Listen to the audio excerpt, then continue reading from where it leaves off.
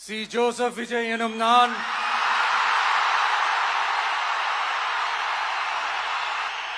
சட்டப்படி அமைக்கப்பெற்ற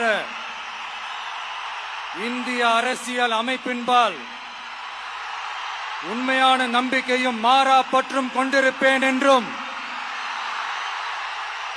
இந்திய நாட்டின் ஒப்பில்லாத முழு முதல் ஆட்சியையும் ஒருமையையும் நிலைநிறுத்துவேன் என்றும் தமிழ்நாட்டு அரசின் முதலமைச்சராக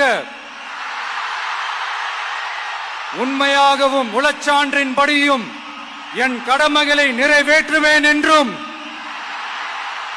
அரசியல் அமைப்பிற்கும் சட்டத்திற்கும் இணங்க அச்சமும் ஒருதலை சார்பும் இன்றி விருப்பு வெறுப்பை விலக்கி பலதரப்பட்ட மக்கள் அனைவருக்கும் நேர்மையானதை செய்வேன் என்றும் ஆண்டவன் மீது ஆணையிட்டு உறுதிமொழிகிறேன்.